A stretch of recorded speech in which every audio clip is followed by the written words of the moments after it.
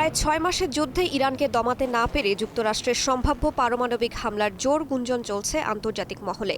যুক্তরাষ্ট্র সত্যি সত্যি পারমাণবিক হামলা করলে ইরানও বসে থাকবে না বলে সাফ জানিয়ে দিয়েছেন দেশটির পার্লামেন্ট সদস্য ফাদা হোসেইন মালিকি।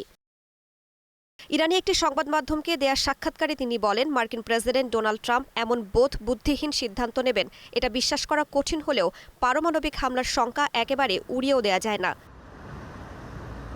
মালিকের ভাষ্য, যুক্তরাষ্ট্র যদি ইরানের বিরুদ্ধে পরমাণু অস্ত্র ব্যবহার করে তাহলে তেহরানও জবাব দেবে। এমনকি কী ধরনের অস্ত্র ব্যবহার করা হবে তার ওপরই নির্ভর করবে ইরানের প্রতিক্রিয়ার মাত্রা।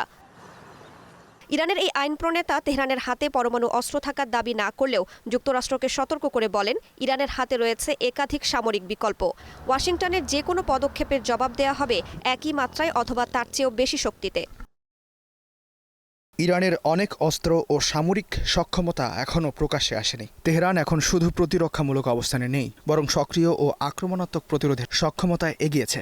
যুক্তরাষ্ট্র ইরান আলোচনা নিয়েও অনড় অবস্থানের কথা জানিয়েছেন মালিকি। তার অভিযোগ, ট্রাম্প দুই দেশের সমঝোতা স্মারকে দেয়া প্রতিশ্রুতি রক্ষা করেননি।